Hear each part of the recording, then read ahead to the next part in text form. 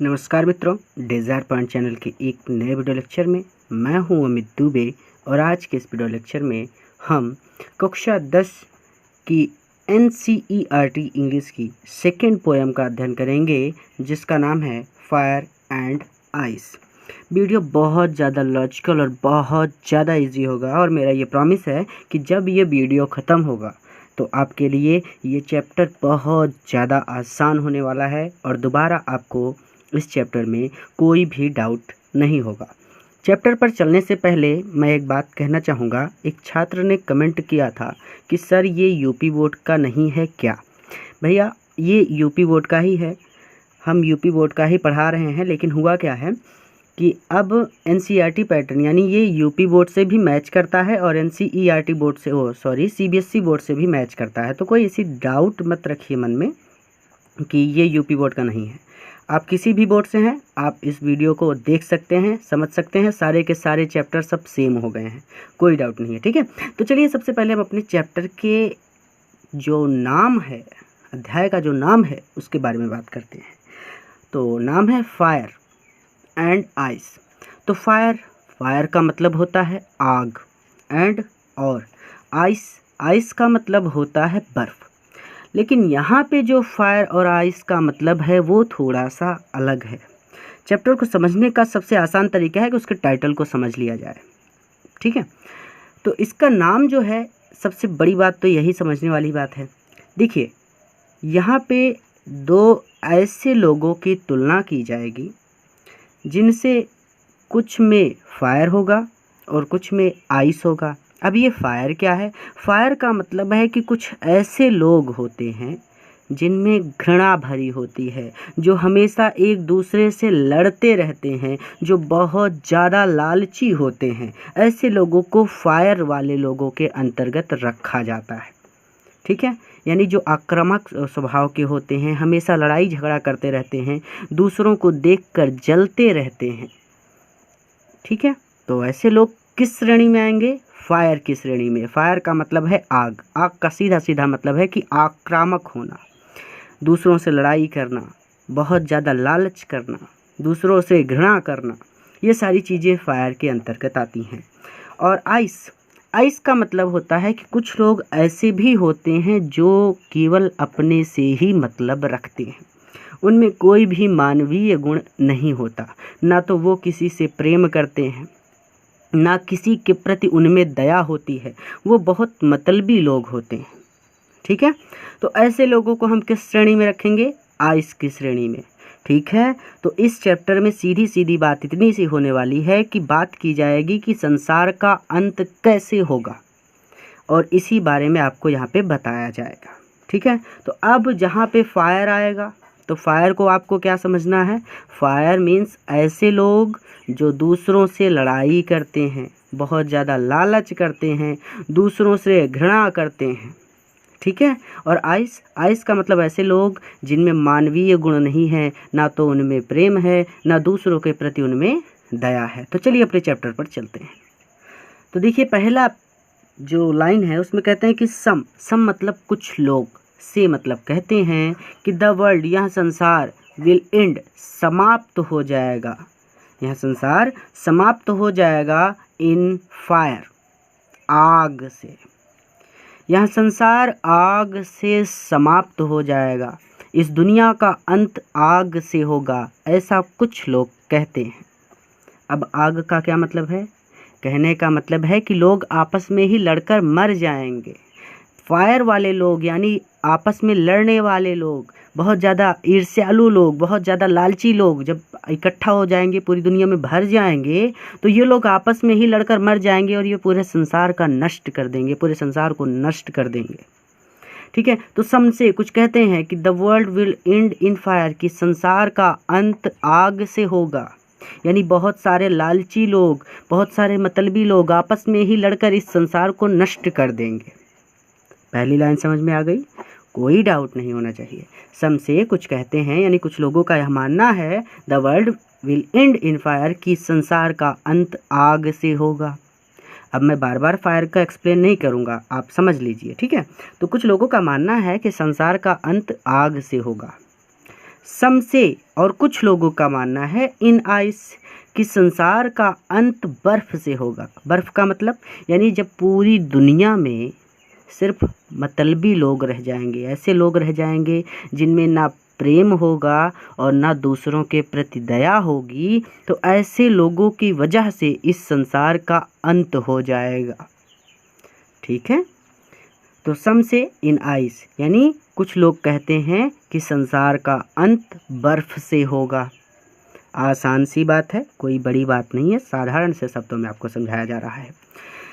From what I have tested of desire, देखिए लेखक क्या कहते हैं कि from what I have tested, from what और जहाँ तक आई हैव टेस्टेड मैंने स्वाद लिया है ऑफ डिज़ायर, डिज़ायर मतलब इच्छा, जहाँ तक मैंने डिज़ायर का स्वाद लिया है। इस लाइन को आप सीधे सीधे कहिएगा कि टेस्टेड ऑफ डिज़ायर का सीधा सा मतलब है कि जहाँ तक मेरे अनुभव की बात है, यानी जो कुछ भी मेरा अनुभव है उस हिसाब से आई होल्ड, मैं पक्ष लेता हूँ या फिर मैं उनके साथ हूँ।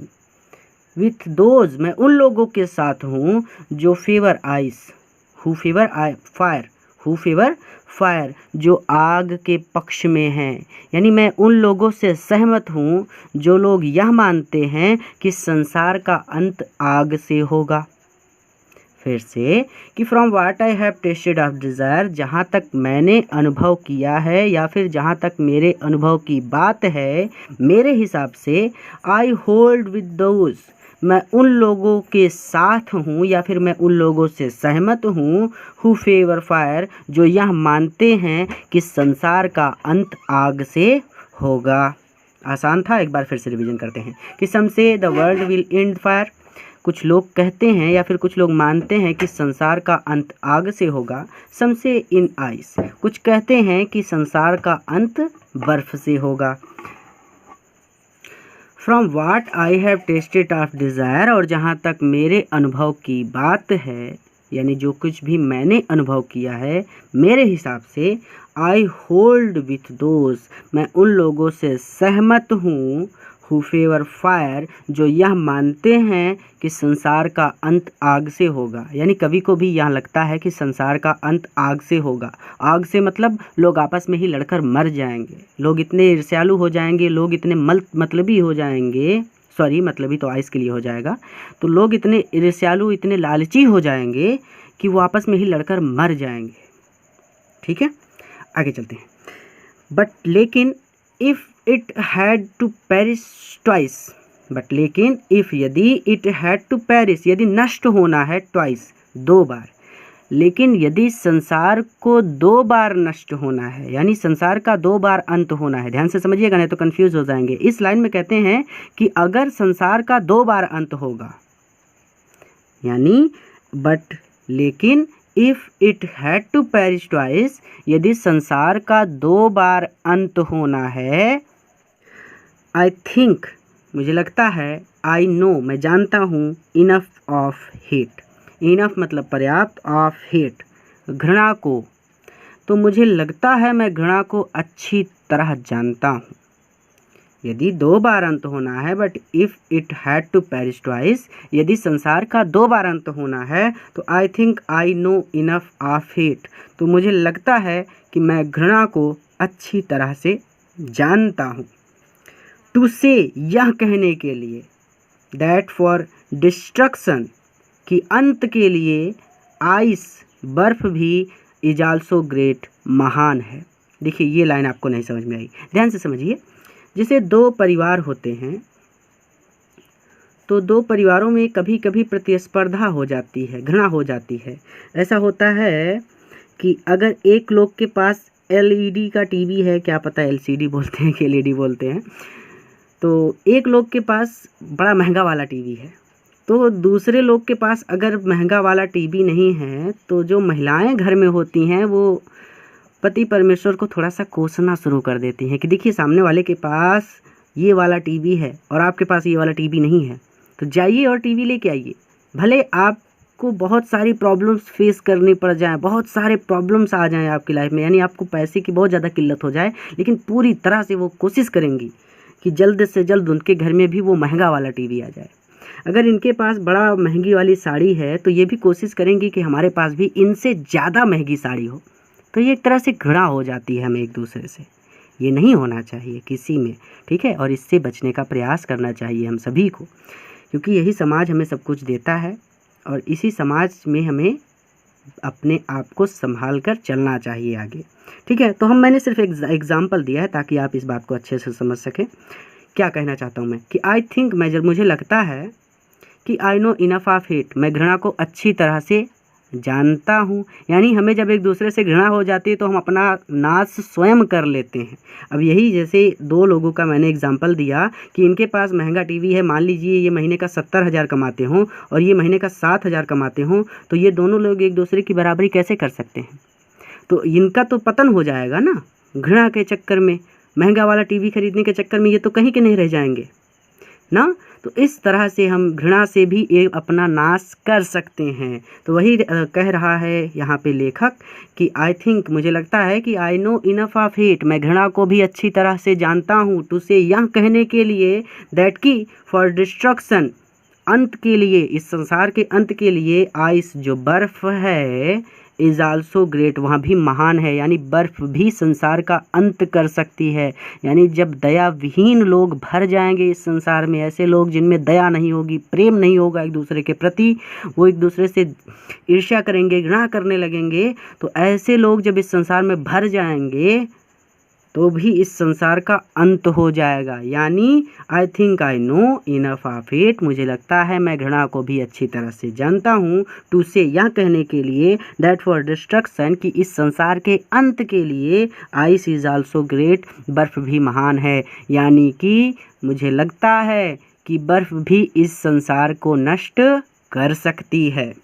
एंड वुड सफाइस, और यहाँ सफाइस यानी नष्ट कर सकती है, यानी नष्ट कर देगी इस संसार को। तो आप सीधा सीधा कहेंगे एंड वुड सफाइस, मतलब सीधा सीधा आपको कहना है कि घृणा भी, बर्फ भी इस संसार को समाप्त कर देगी, नष्ट कर देगी। ये लास्ट लाइन का मतलब है, ठीक है। सफाइस का मतलब होता है पर्याप्त होना, ठीक है। तो बर्फ भी इस संसार को नष्ट कर देगी। फिर से एक बार, फायर का मतलब है ऐसे लोग जो आपस में सदैव लड़ाई करते हों, बहुत ज़्यादा लालची हों, बहुत ज़्यादा मतलबी हों, ऐसे लोगों को फायर की श्रेणी में रखा जाता है।